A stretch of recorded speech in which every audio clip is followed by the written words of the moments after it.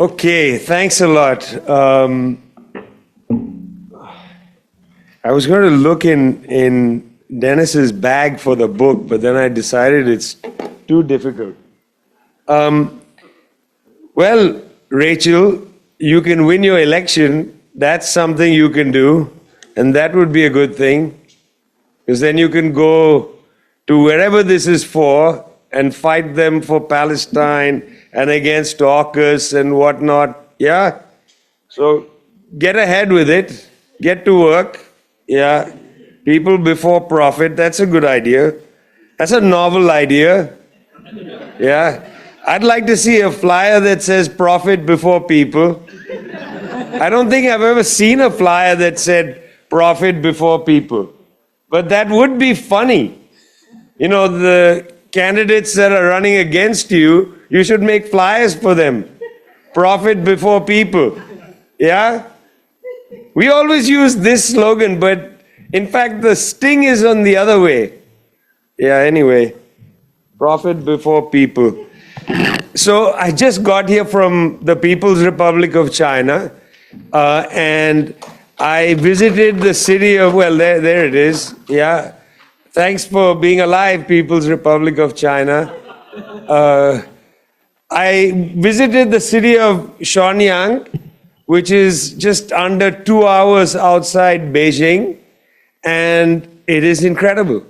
The government decided to do two things. One is Beijing is too congested, and so they said non-capital functions can move to the new city. They'll build high-speed rail.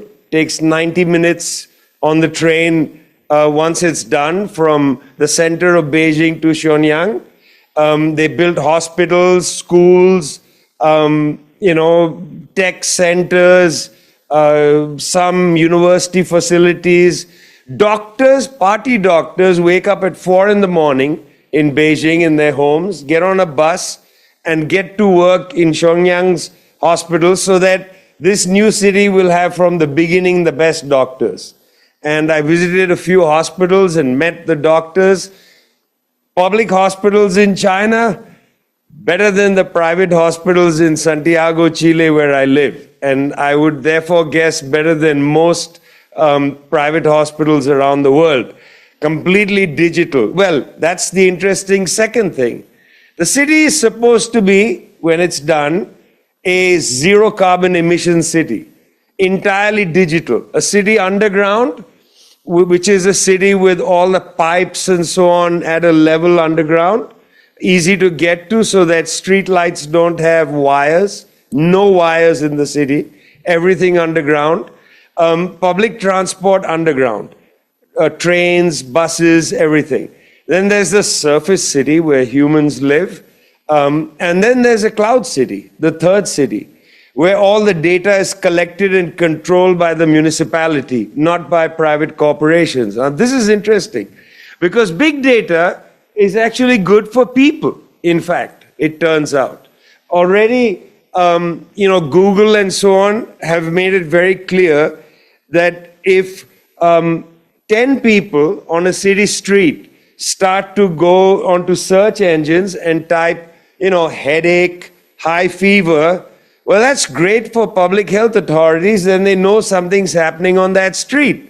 Big data is useful, but big data controlled by a private company means a private company commodifies information for its own use. So a private company will show up on that street and start selling, acetaminophen and so on. But for a public entity, this is important because if they think, well, that shows signs of a contagion, they can take care of it. Big data is very useful for all kinds of things. If, for instance, the subway trains are running over capacity, then it's possible to run another train on that line to clear the congestion. If you have big data, you can make real-time decisions like that. So the cloud city is quite interesting now. This poses a challenge and problem for those who are terrified on the privacy front. But it's interesting. I don't have any problem when it comes to big data if it's being collected in a democratic public process. I have a problem when private companies collect my data. For instance, Chinese cities, there are cameras everywhere. And I don't have a problem with that because guess what? There is no crime as a consequence. People will tell you that. Women walk late at night by themselves, totally unafraid. There is no harassment, no crime. There's cameras everywhere. So privacy advocates, I understand. You're living in an imperialist country, you worry that the cameras following you, that if you're going to a meeting, they are, seeing where you're going and so on. In this case, what most people say is that they are made safe by the cameras. I'm going to give you an example in a minute of what I mean. There was a study done by a group from the right, a right-wing think tank in Europe. One of the board members of this right-wing think tank is Anders Fogh Rasmussen, former General Secretary of NATO, not a man of the left, not even a liberal, really. And the research institute is not a liberal research institute. It's one of these democracy institutes that believes that democracy is effectively what you see in the West and everybody else is totalitarian. Well, this institute conducted mass surveys around the world of what people think of as democracy. And they asked people in the United States, in European countries, Australia, they asked the Chinese, what do you think of democracy? And a series of associated questions. The survey was published about a month ago. In the United States, tellingly, about 50% of those surveyed said that they don't live in a democracy, about 50%. I think that's a pretty fair number because both the Democrats and the Republicans have been maligning the electoral system. People just don't feel like they live in a democracy because in the United States, democracy means the elections. And people just don't feel like the electoral system, both from the right and from the centrist liberals, they don't feel like the system works for them. So 50% of the people, roughly, said we don't live in a democracy. Now, they asked the Chinese. If you read the New York Times or you read the Murdoch press in Australia or I don't know, anywhere around these sort of settler colonial countries, you'll discover that China is fundamentally an authoritarian country, if you read this sort of press. But if you talk to the Chinese, as this survey did, they came up with a very interesting finding. Because of the Chinese that they surveyed, 80% said they lived in a democracy. And this might be a surprise to lots of people, that 80% of the Chinese think they live in a democracy. If you talk to real living Chinese people, and not just a phantom of the Chinese, China is going to invade Australia.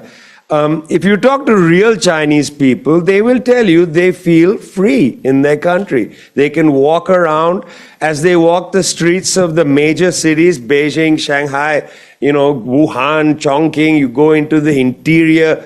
There are no poor people because they've abolished absolute poverty. In Sydney, you walk around, there are homeless people. There are no homeless people in China. You don't feel, lessened as a human being having to walk around a person without pants who sleeps on the street, which damages your sense of being a human being. This is not an experience in China.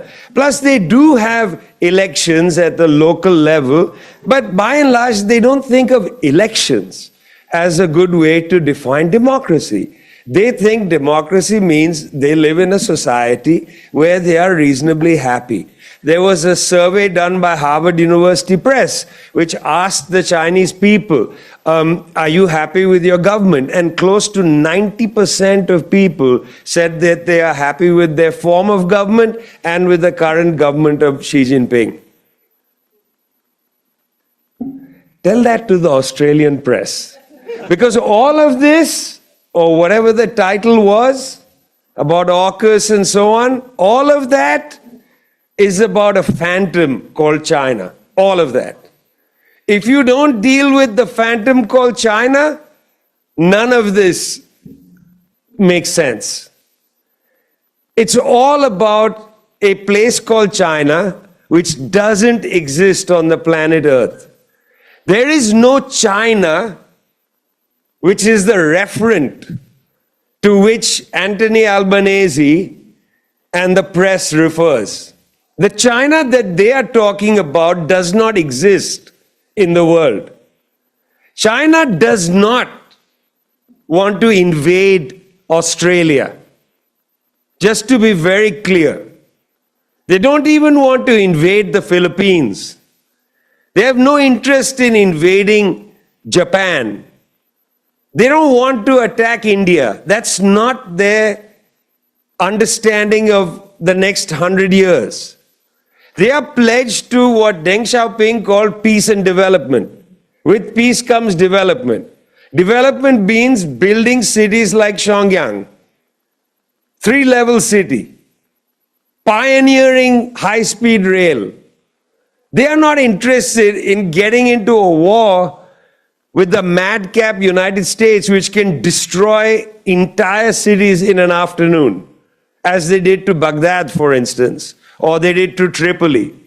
They don't want some mid-level nuclear missile to be fired, or from Tyndall Air Base, a nuclear bomber to take off and drop a bomb on Beijing. They don't want that.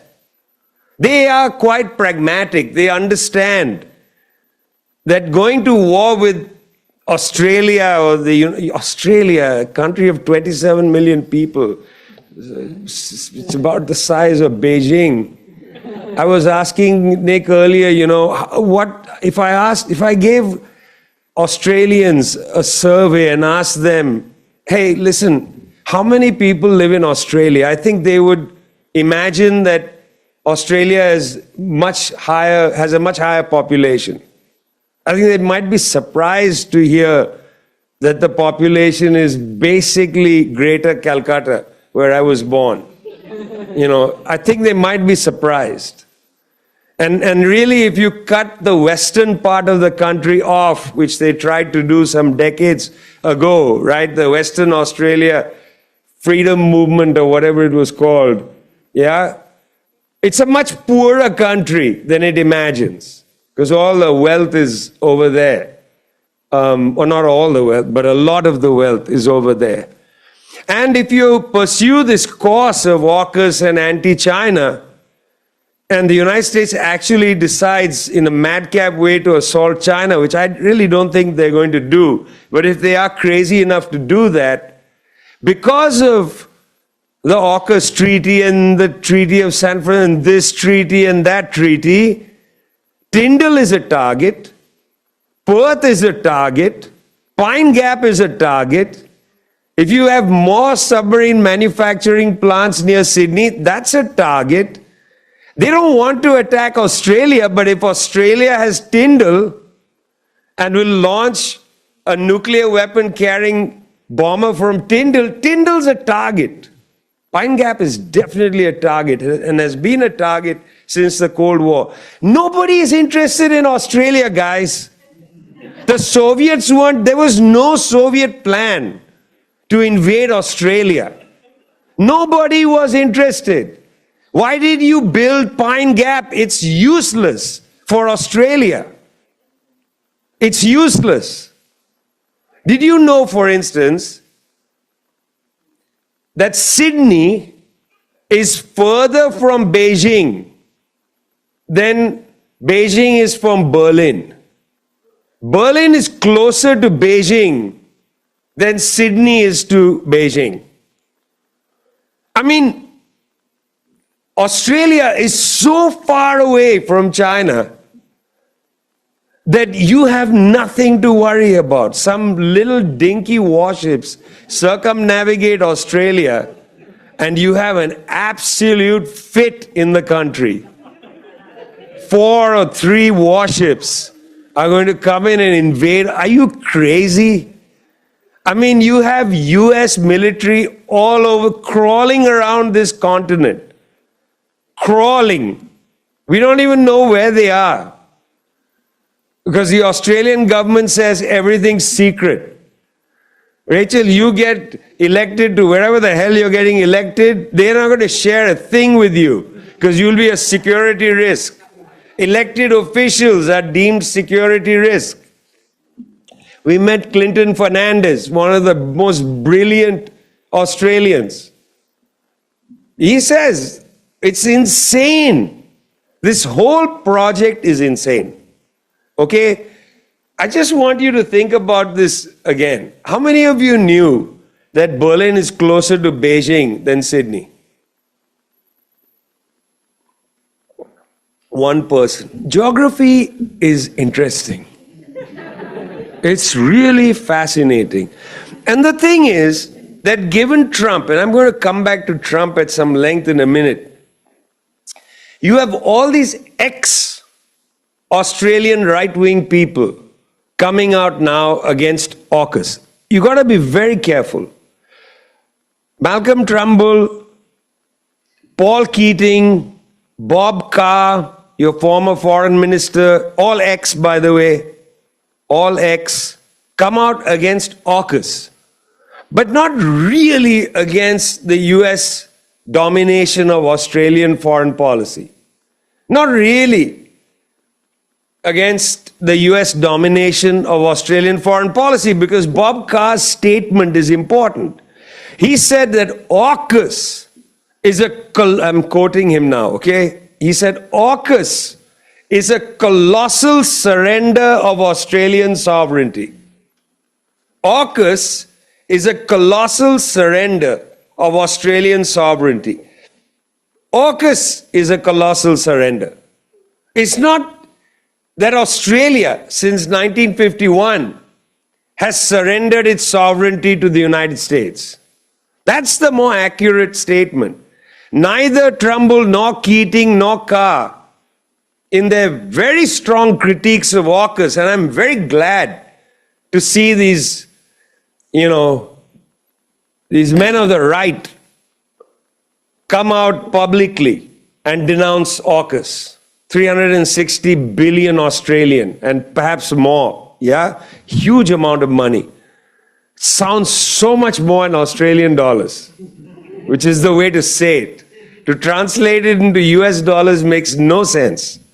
360 billion Australian dollars. So much money. And probably that's a deflated number. Yeah? Keating, Turnbull, Carr, they're out there against AUKUS. Good for them. Writing, talking. I heard Turnbull, he's a funny guy on a podcast. He's a really funny guy. Yeah, making some really funny statements. But it's really interesting. All these guys, when they're in government, they don't say anything. They don't resign. Nobody from Albanese's government of any high rank is going to resign on this. They don't make dissident statements and then wait to be fired. Because that's really courage. This is not really courage. I mean, to have Paul Keating make a statement is almost like an old guy needing relevance. But I'm glad they're out there against AUKUS. But I want you to understand that they are also misleading you, because they're focusing attention on AUKUS and not on the architecture of the Australian surrender of its sovereignty to the United States. A colossal surrender of sovereignty. You don't have a foreign policy, and I think you need to have one. Make Australia great again. Have your own foreign policy. Stand up and speak for yourselves. You used to have ungreat Britain speak for you, and then the United States. There's not been a moment in Australian history after the colony. There's not been a moment in your history when you've had an independent foreign policy. And I got this from Clinton Fernandez's book, which shows decisively Australia's interventions against its own interests time after time.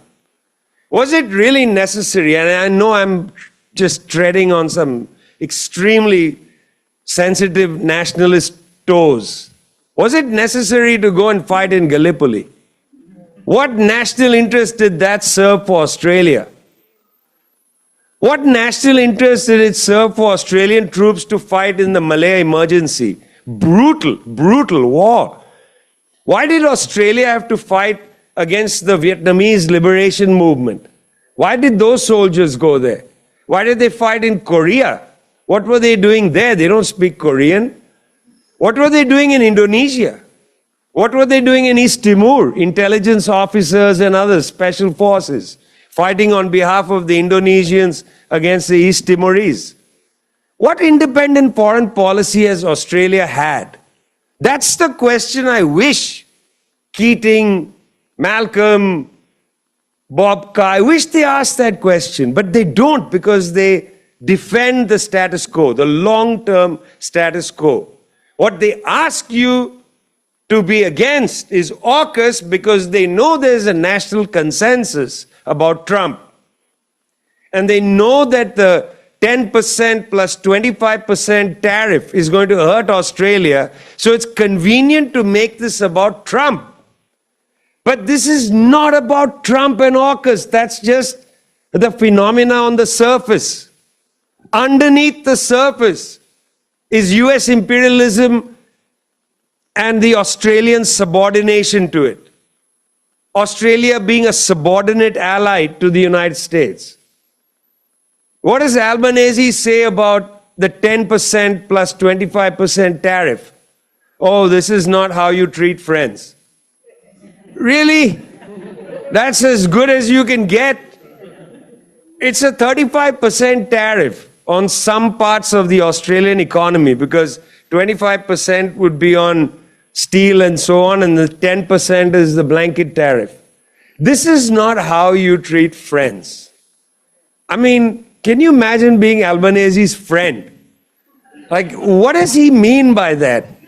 Like, even to say that shows how desperately servile these people are to US imperialism. Desperately servile. Why can't he even come out at this time of consensus in this country against Trump? Why can't he come out and say this is outrageous? This is outrageous. Although I must say, at one level, I don't really care. Because there's something bizarre about the debate. US-Australian trade, if you look at the figures, are minuscule. I know it's the third biggest trading partner. But your largest trading partner is the People's Republic of China. About 30% trade either way. And by the way, Australian trade with China is different from US trade with China.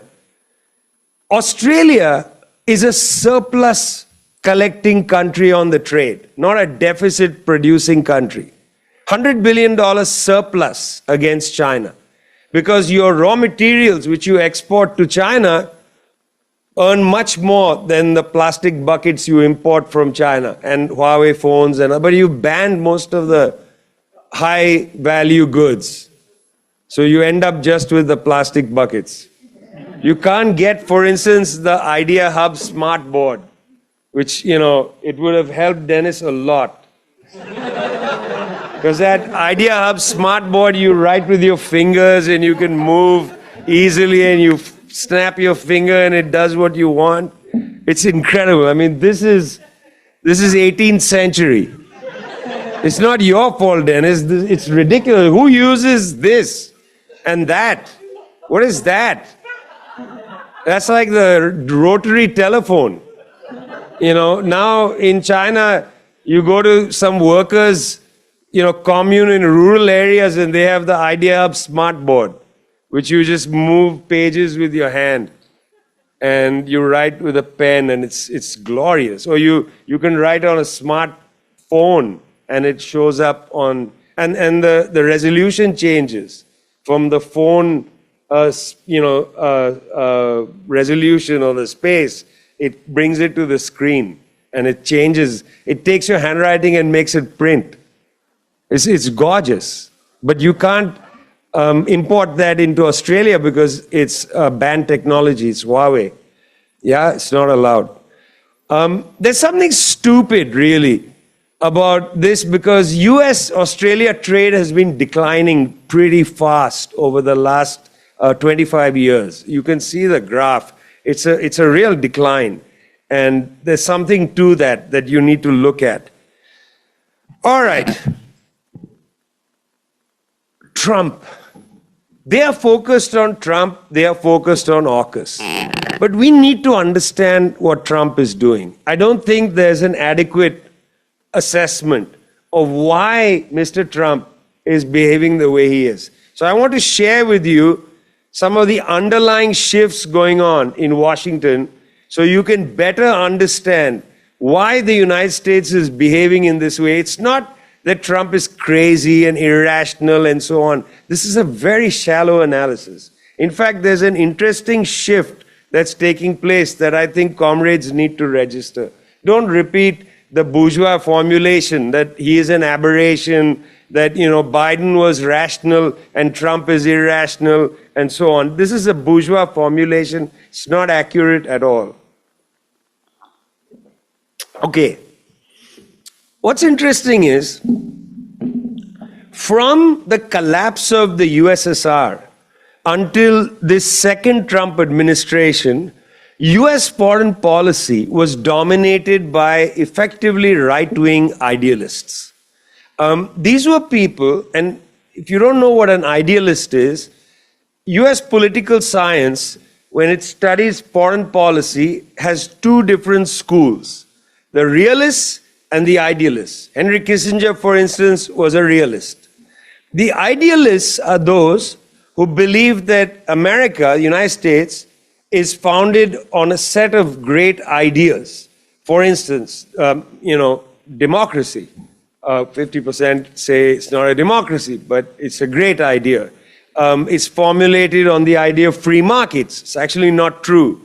Alexander Hamilton was a follower of Friedrich List, believed in protectionism, but that's their vision of what the idea is, free markets, democracy, and so on.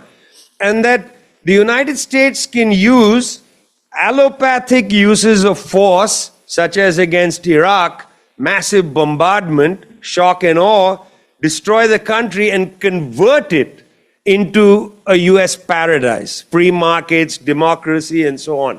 So one section thought you can use allopathic uses of violence, huge uses of violence, and you can create a country into the image of the United States. The other section of the idealists believe you should use homeopathic doses of violence, whether through sanctions or through small bombings or assassinations and so on, and get rid of the forces arrayed against you, and then create a country in the image of the United States. So what united the various flanks of the idealists was that you can create the world to look like the United States. That was effectively the policy from 1991, the Clinton administration, to the end of the Biden administration.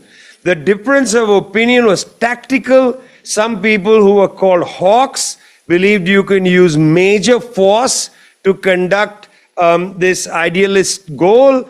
And then there were the so-called doves who believed you could use less force to make other countries look like the United States. That was the idealist perspective, and they dominated US foreign policy from 1991 till the end of the Biden administration. Trump has actually reverted to the realists. And I'm going to describe two realist people for you, because one of them is actually very important to the AUKUS conversation. He's brought back a number of realists. Before he came into office, he attacked John Bolton publicly. He said John Bolton is a nutcase. He believes that you can go in there and bomb countries and change their governments, and it succeeds. And he said, the reason I liked John Bolton in the first administration was when I brought him with me to meetings, he would scare the shit out of everybody in the meeting. So that's Trump's dismissal of the idealists. And he brings in the realists. Some of these realists actually come from a pseudo-left background, like Tulsi Gabbard, who's his director of national intelligence. Pseudo left because she was never a left-wing person, but she was, after a fashion, very much against the interventionist wars of the United States because she didn't believe those wars were good for the United States. And this is very important. That's why these are pseudo-left people. They agreed with the left that interventionist wars are bad, but they agreed for reasons that were completely different from a left-wing reason. We think wars are bad because wars perpetuate the structure of imperialism. And we are anti-imperialists, so we are against these wars. She was against the war because she felt it didn't enhance US power. In fact, it was bad for US imperialism. So that's why they are pseudo-leftists. A little confusion. People say, well, wasn't Tulsi Gabbard a person of the left? Never a leftist.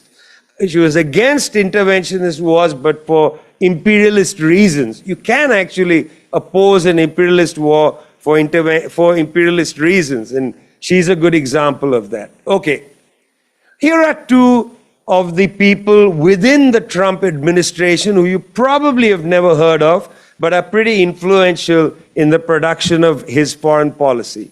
One is Michael DeMeo, very interesting man. He runs, he's part of the team running West Asian policy. Michael DeMeo, when he was being questioned by the US Senate to approve his appointment, was asked a question about Iran's nuclear program.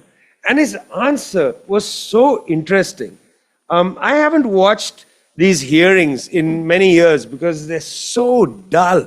They say the same things, you know. But these guys were quite interesting because they are producing a departure from, 50 years of foreign policy. It's a big departure. Michael DeMeo said that, well, listen, if Iran actually does get nuclear weapons, it's no problem for the United States. It doesn't impact the US government. Because Iran would never dare to attack the US government with or without nuclear weapons. It would never dare. The US would obliterate Iran. And now with Hezbollah weakened, with Hamas weakened, with the Yemenis to be weakened soon, with the Syrian government gone, Iran has no forward policy, no way to attack Israel if it is attacked. So Iran having nuclear weapons is not a problem. This is a very interesting realist calculation. That a realist here says, if this country has nuclear weapons, it's of no consequence to us. Just as if North Korea has nuclear weapons. Doesn't matter. They will never dare to attack the United States. So why should we spend hundreds of billions of dollars trying to prevent them from getting something which is of absolutely no concern to us? Wow. It's a big departure from US foreign policy. That was Michael DeMeo. And more interesting and important for you is the other appointment. He's number 3 in the US Defense Department. But in fact, is probably one of the smartest people in the Defense Department. Certainly smarter than Hegseth, who's the Defense Secretary, who's an idiot, But this guy's name is Elbridge Colby, known to his friends as Bridge, because he comes from that New England aristocracy. Elbridge. I mean, who names their kid Elbridge? Yeah, and then calls him Bridge. Hey, Bridge, are we playing polo today or whatever? Elbridge Colby is the grandson of William Colby, who was the head of the CIA in the 1980s. And those of you who remember Iran, Contra, and so on may remember the name William Colby. Bridge is very interesting. He wrote a book for Yale University Press. I think it was published early last year, which is a fascinating defense of the realist perspective in general. I'm going to share with you a couple of his thoughts on Ukraine and then China, and then directly 3 weeks ago, his thoughts on AUKUS, because this will help you understand the Trump administration's perspective. And everything he says is extremely rational. So it's not about some crazy, irrational Trump idea. I think that's really a stupid way to approach this. We have to understand the world from the facts, not from our own crazy left-wing idealism. We need a little bit of left-wing realism, comrades. Okay, there's a little too much left-wing idealism in the international left. Okay, we need to have a little more hard-boiled, realistic perspective on the world. And I'm afraid there's also a little too much left-wing moralism, which goes beyond the facts. I think there needs to be more attention to the facts in our time, rather than, to want to be have a better position than the next person on Twitter and so on. Adherence to the facts, which was Lenin's mandate to us. Lenin sitting up there toward the back, looking so good, Abdullah. So good, as the Lenin of our moment. Yeah, looking so good. Okay. Here's what Colby understands. Colby says, Ukraine is a useless war, because Ukraine has absolutely no advantage to the United States. Absolutely useless war. The Russians need to shut the war down. If they're going to have to keep the eastern sections, keep the eastern sections. If they want to keep Crimea, keep Crimea. Ukraine has to calm down. There is no winnable agenda here. The West can't win against Russia. What do we want? As Trump yelled at Zelensky, do you want to start World War III? What's the end game? The French can't fight themselves. What's Britain going to assemble? Dad's army?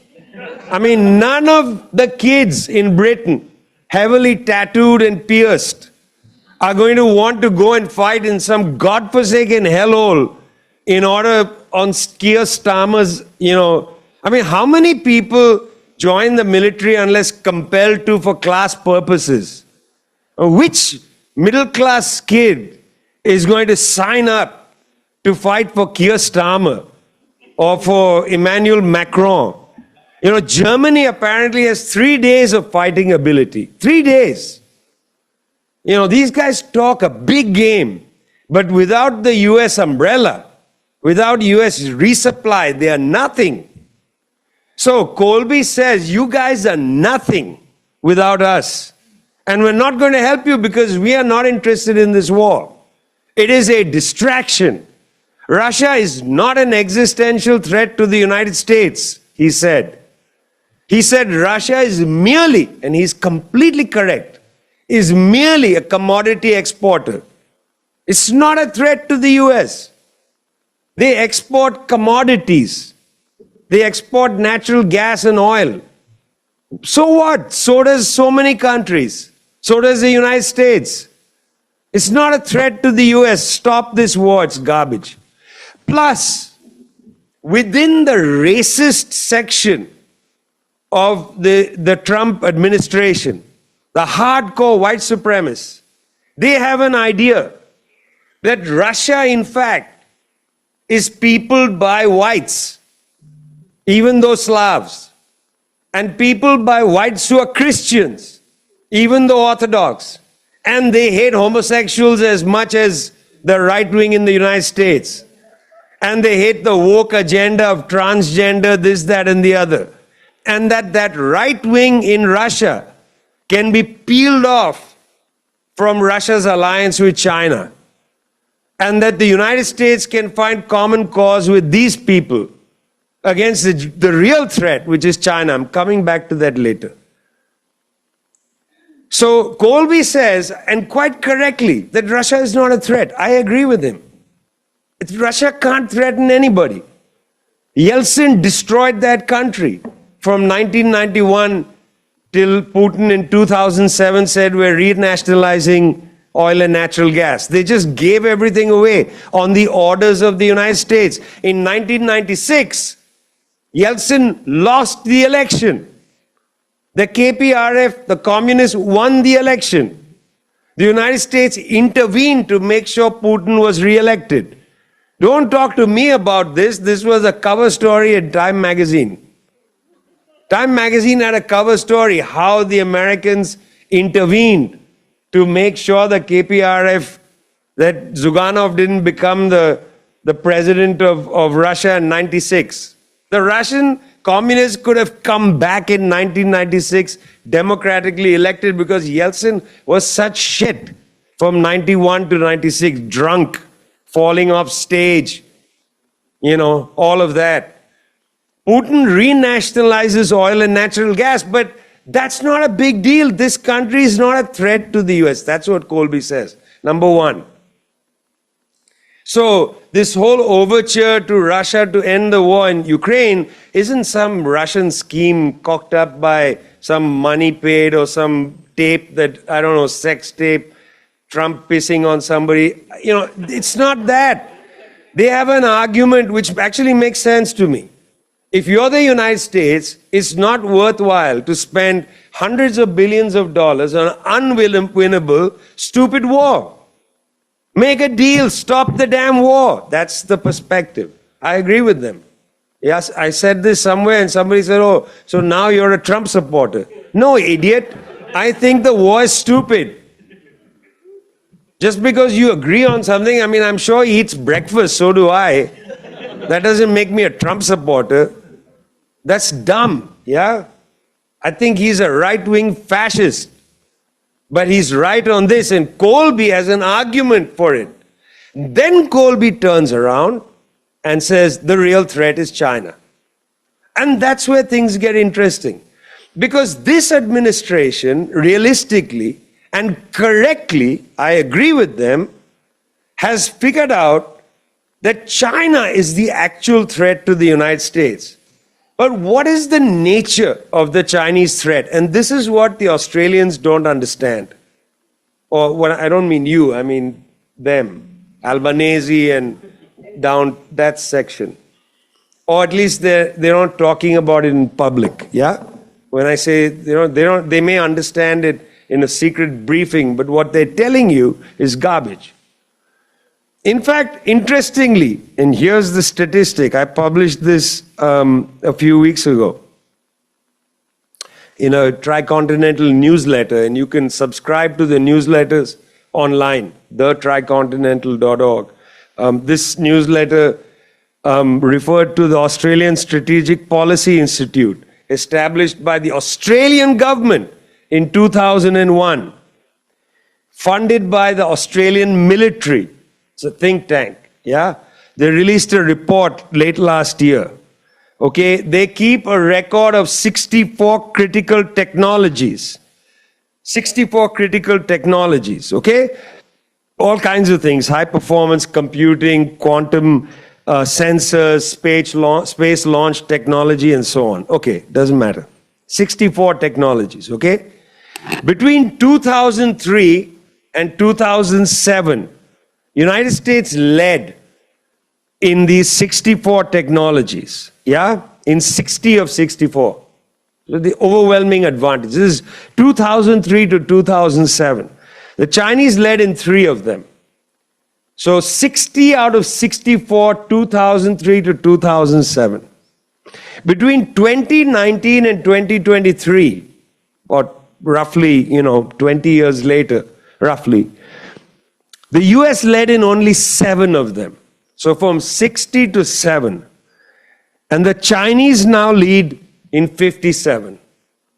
From just a tiny number to almost all of them, and are growing technologically. What I saw in Shenyang, for instance, was amazing.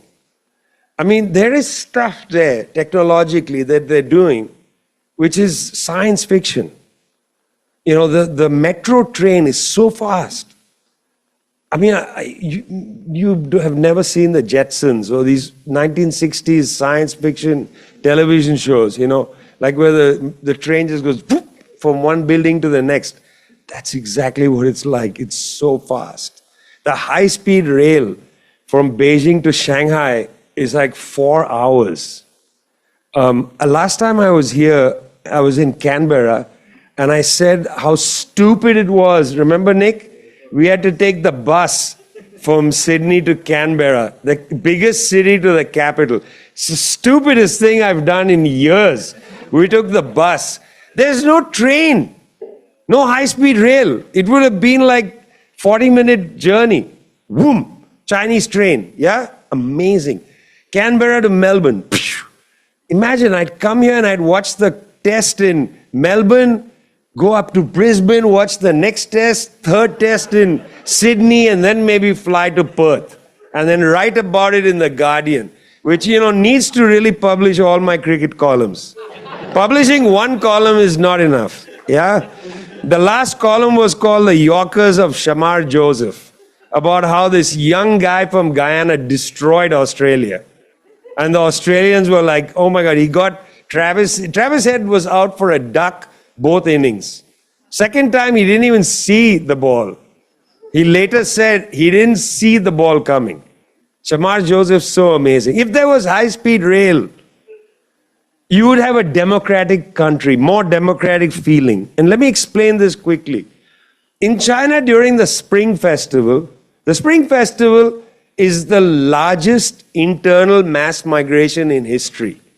Okay, 100 million people plus move to go see their families for the spring. With high-speed rail, even lowered income people can go home because it's affordable.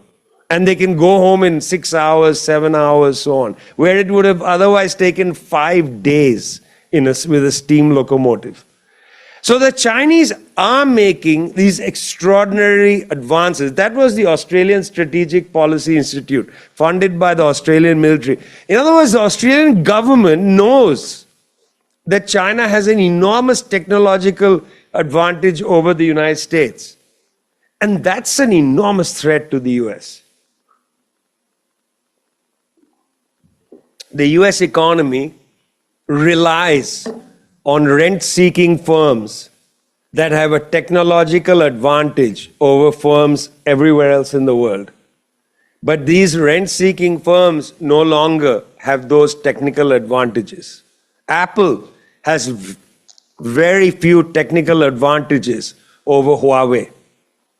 Okay, most engineering that is happening now, whether it's with magnets or with, like computerization and so on, the advantage is with Chinese firms. And many of them are state-owned enterprises. And this is a serious threat to the US economy. When Obama started the pivot to Asia, they began to understand the emergence of the threat in 2011. And then by the time Trump came in his first term, it was very clear that this was a serious problem. And Trump started the tariff and trade war against China.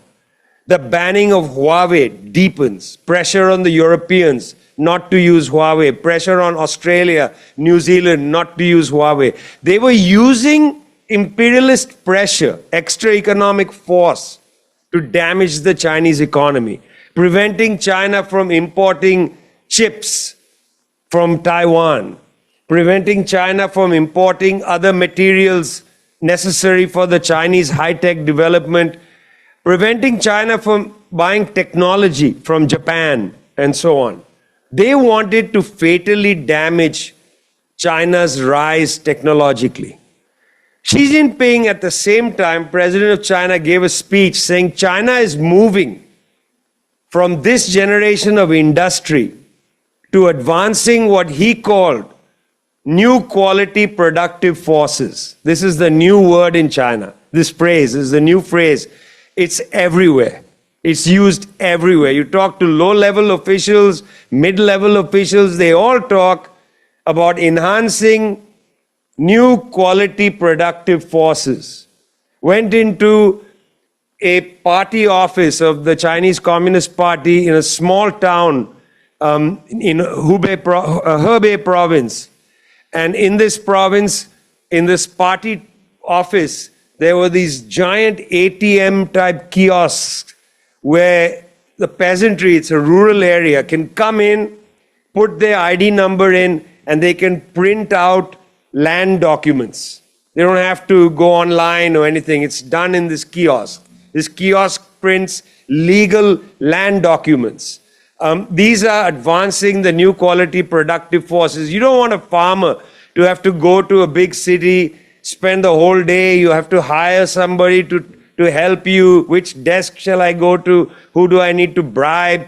All of that is gone. They want to use technology to basically ease quality of life for people. New quality productive. I thought, my God, imagine if this machine was in Sydney.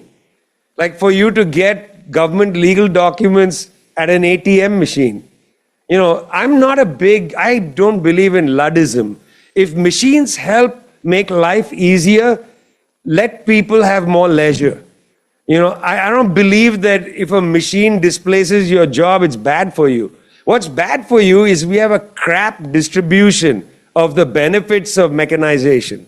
You know, we want to work 4-hour days, so we have more leisure, more time to fight to change the world, to have these kind of debates, discussions. People don't come to these because they have long work days, they're tired, there's no daycare, they have, you know, some problem at home, an elderly family member needs them. There's no social support. It's difficult to get to political meetings. It's difficult to politicize people because the structure of society is broken.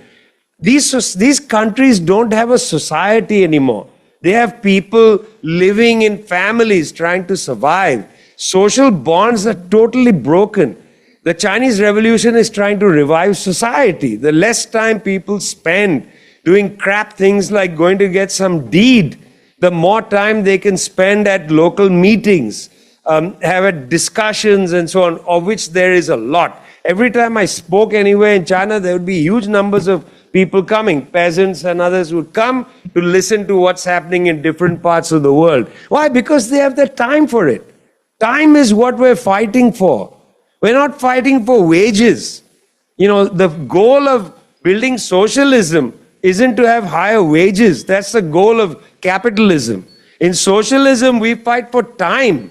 We fight to control our time. We fight to build a society. We want social bonds to be strengthened. We want much more leisure time to think and breathe and so on. And so that is the kind of thing that they are doing there, which is a direct existential threat to the United States. Yeah, 5 minutes more. China is a threat. China is a threat. It's a threat to the US political economy. But rather than deal with that threat economically, in other words, use more of their own savings to build the new productive forces in the US, which they can't do. Biden couldn't pass an infrastructure bill in the US. Rather than contest the Chinese economically, produce idea boards from American companies, they want to use military force to subordinate the Chinese and prevent them from development. And the Chinese see this as the third opium war. This is the third opium war. This is an attempt by the United States to bring China back into the century of humiliation. They will not surrender. They will continue to develop their new productive forces and they will defend themselves. They will defend themselves. They are not going to surrender. There is no Gorbachev in China. United States has looked for a long time for a Gorbachev in Beijing. They are not going to show up. They don't exist there. The party is extremely careful about all that nonsense. It's not going to happen. Australia is making a fatal error.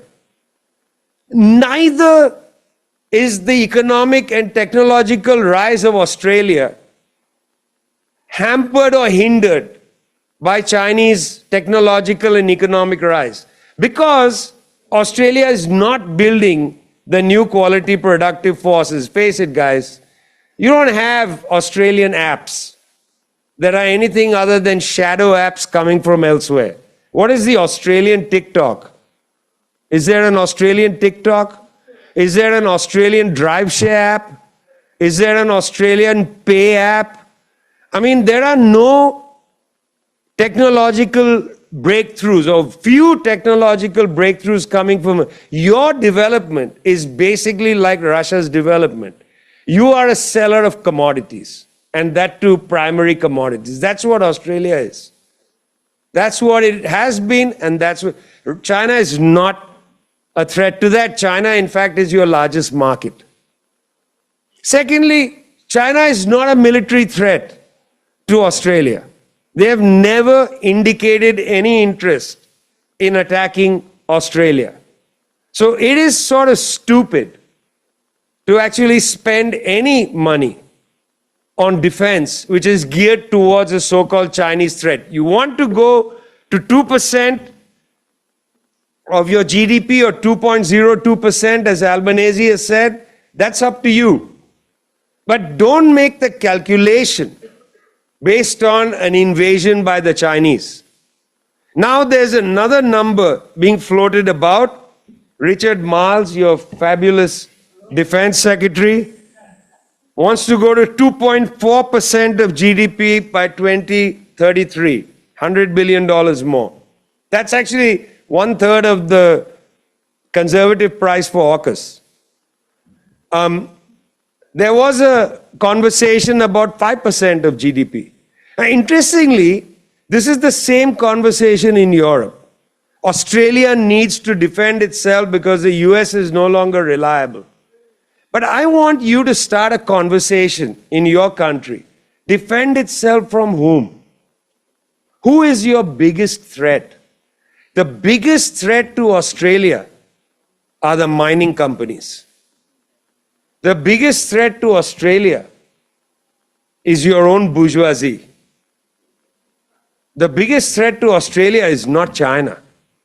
Why would a country that benefits from trade with Australia attack Australia? Why do Australian military ships need to patrol waters which are carrying ships with goods from China and back? Why would the Chinese attack ships coming to China with Australian goods or ships coming from China to Australia with Chinese goods? It is totally bloody illogical. And yet, stupid Australian military ships join the United States in freedom of navigation operations. Why? That discussion needs to be had in this country. This is not just about AUKUS. This is not just about 2.02 or 2.3% of GDP. This is about you being a subordinate ally of the United States, a slavish ally of the United States. This is you copying all the contradictions of European foreign policy. Has there ever been an Australian foreign policy? In fact, is there really something called Australia? Thanks a lot.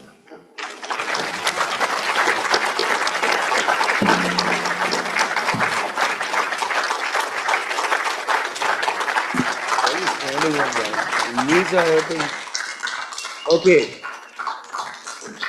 We'll do some questions for what? 20 minutes?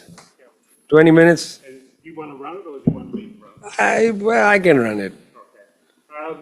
I'll run it because I might recognize some scoundrels and prevent them from asking questions, you know. Just one, can you hear me? At all these functions, please keep your question short and to the point. If you want. Because, you know, I mean, yeah. It's one of those things. It comes actually, Dennis, in a way from a lack of social spaces. If we had like these events every day, people wouldn't feel so like nobody listens to me.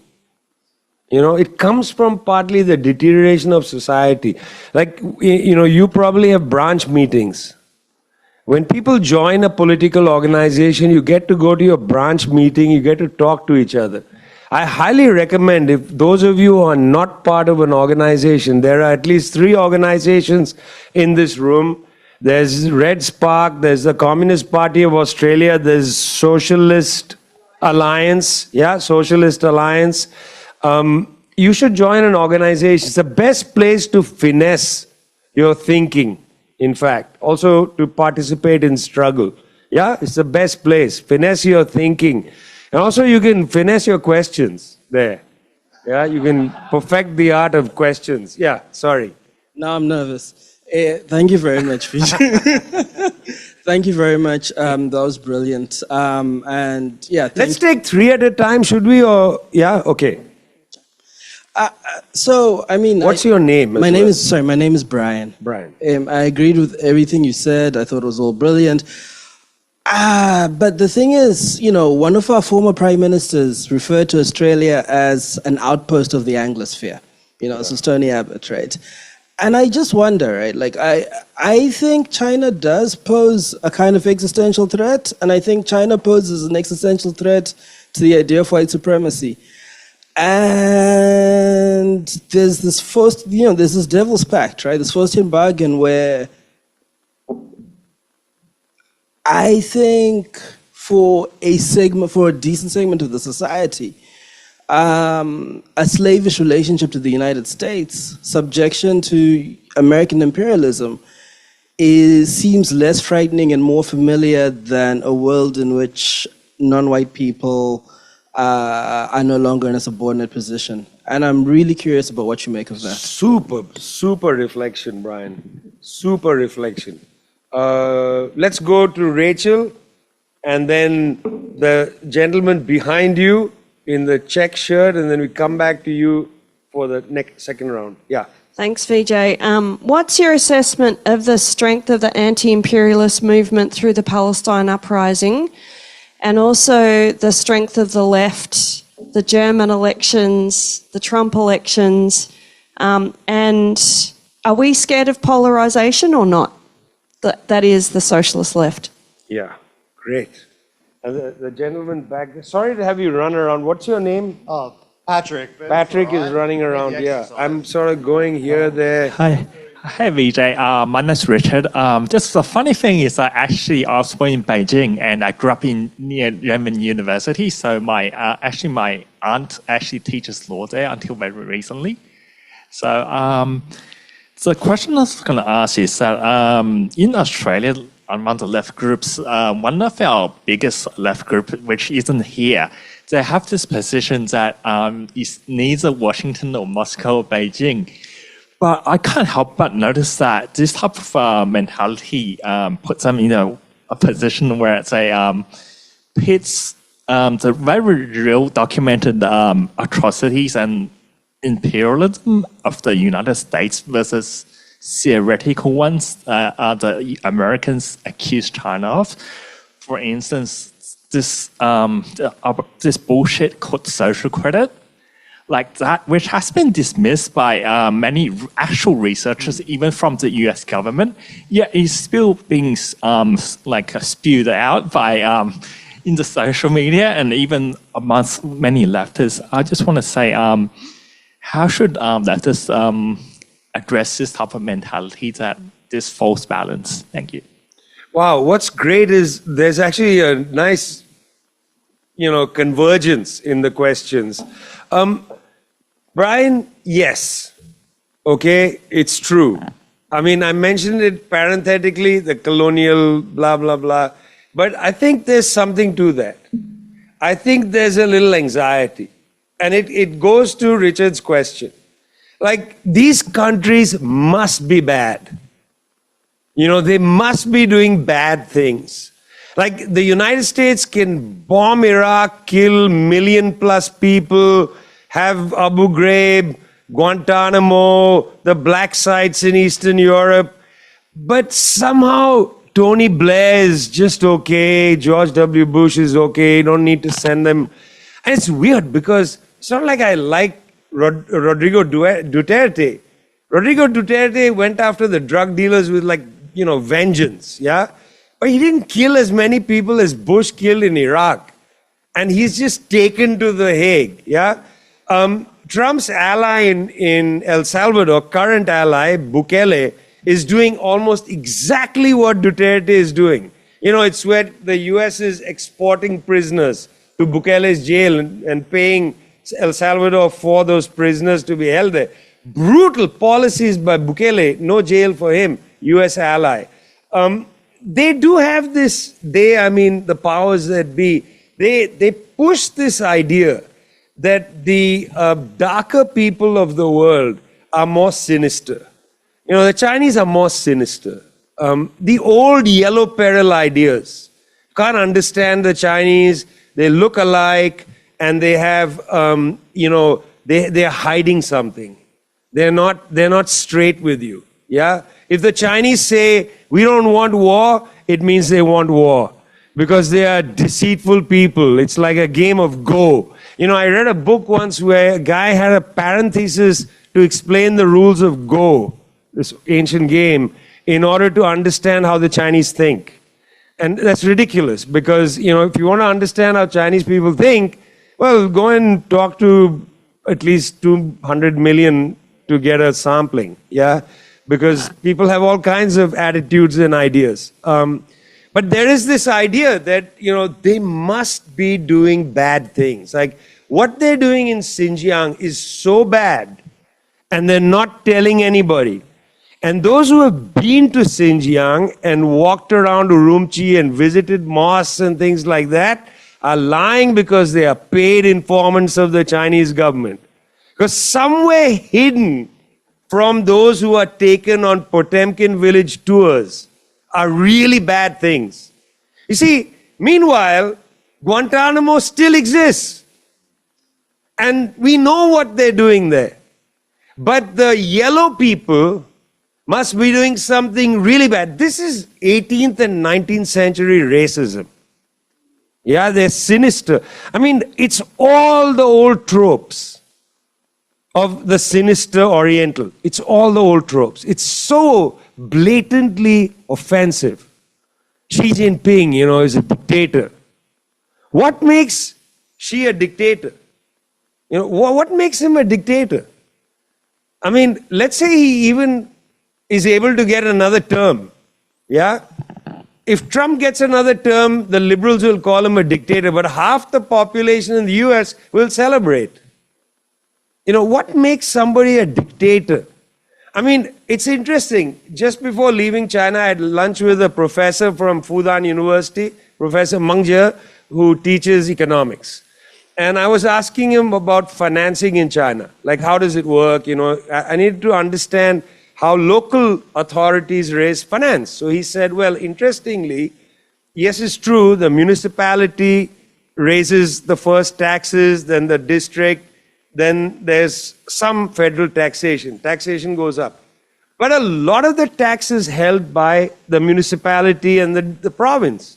Because the principal governance of China takes place at the urban and the provincial level. So if you talk to a provincial level official, they will say, if it's not forbidden to do something by the central government, we can do it. We can innovate. If the central government forbids it, for instance, opening up finance, we can't do that.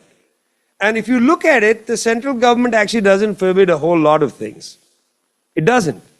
Because they have to give latitude to the provinces. So how is that a dictatorship? That might be a democracy you don't understand, but it's not the same as a dictatorship. It's its own thing. It's their own kind of democracy. Majority of Chinese people seem to be okay with it. Most of those who were yelling and screaming about China being horrible haven't lived in China for 150 years. They've been part of the long-term Chinese diaspora in the United States, in Europe, in Australia, and so on. Or they left China in the 1970s. They turned their back and went away. So, okay, you say people in China can't speak out because it's authoritarian. That's a weird thing. Okay, because people in China speak out all the time. I did tons of events where people are critical of things and so on. It happens all the time. But people are respectful. It's a different world. And it's not just China. A lot of old world countries, when an elder is on the stage, people just don't stand up and say, you're an asshole. People don't talk like that. Yeah, that's how we talk. We are unruly people. Yeah? But imagine if you go to, I don't know, Uganda, and a professor is on the stage, you can't just yell and scream at them. That's just not the way. These are old countries with old established traditions. It's not authoritarian, it's dumb, yeah? So I think some of this anxiety about these barbarians taking over the world is in play. It is in play. You know, how can the barbarians have authority in the world? Only 100 years ago, Lord John Maynard Keynes, when the Bretton Woods institutions were being set up in 1944, said that the formerly colonial countries shouldn't be allowed to attend because he said, if they attend, our conference will become a monkey house.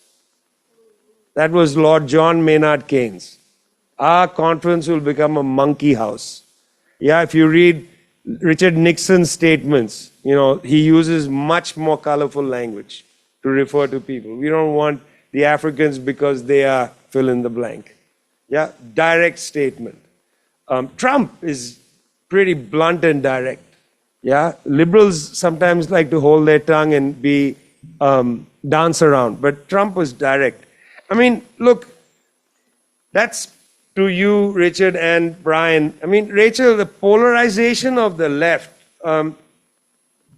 Firstly, there's a big difference in the left in different parts of the world, the problems the left is facing.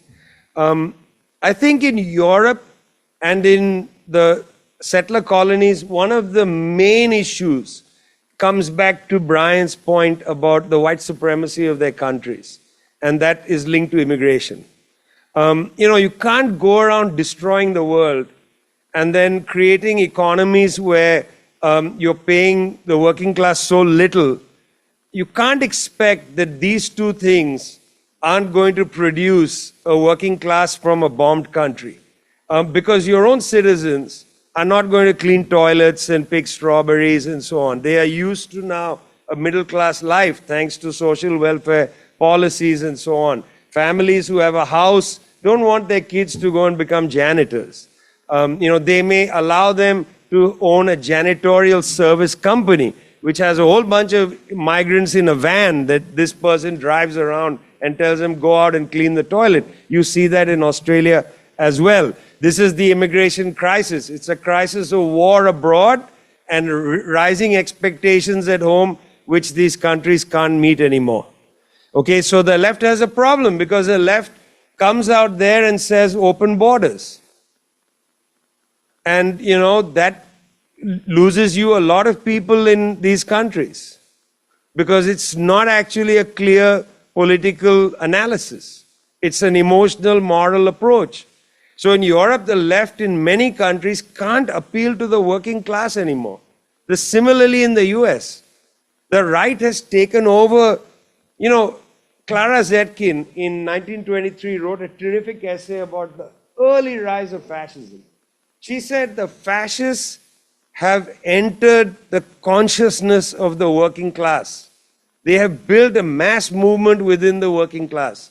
It's not that they've deluded the working class. That was not her analysis, not the analysis of the Comintern in the early years. You know, it was Zetkin, it was Gramsci, it was Togliatti, it was Slav from Hungary, it was Dimitrov in 1935. These people all understood that fascism wasn't just a dictatorship. It built mass movements of the working class. And we are not able to create an argument about immigration that is sophisticated enough not to be inhumane and at the same time not to completely dismiss the anxieties of people born in a country who can't find a job. Yeah, we just don't have the language for it, or our language is too complicated. Like, you know, all the things I said, it's too complicated. Wars over there, you don't want to work cleaning toilets. It again sounds like an attack. You know, if only you went and cleaned toilets, you'd get a job. That's not a way to reach people. That's a dismissal. It's a bourgeois dismissal of people's worries. In Germany, the Bundesrat Wagenknecht tried something interesting. They tried to enter from the left into the immigration debate by making the argument that we should stop bombing your countries, then you don't have to come here. And they were accused by other parts of the left as being right-wing, social conservatives, anti-immigrant, and so on. Unhelpful. Part of it is Sarah Wagenknecht herself made the argument poorly. She sounded like she was saying, go back home. But what she was really saying is, do you really want to live in Germany in a third class, as a third class citizen? Yeah, do you really want to come to Australia and make beds, in a hotel or whatever, Is that the highest aspiration for you? Drive Uber or something. Is that what you want? If we didn't bomb your country, you wouldn't come here. But I don't think we've found the way to talk about that. And basically, this is a great example of the left eating itself, because, we do this all the time. Minor differences within the left always become the major point of contention. It confuses the working class to see the left eating itself on a minor disagreement. Like Ukraine. For God's sake, how did Ukraine become the point of division for the Australian left, European left, US left, and so on, at a time when there are so many other issues to unite you? Why is that a point of complete division and rupture? When I came here last time, I was forbidden to speak at the Palestine rally in Melbourne because they said he's a denier of the Uyghur genocide. So he shouldn't be allowed to speak at the Palestine demonstration in Melbourne. I still went for the demonstration. I marched in the demo, enjoyed it thoroughly, found the energy very good. But what is that? How does that make sense? That becomes the point of division. It's moralistic politics.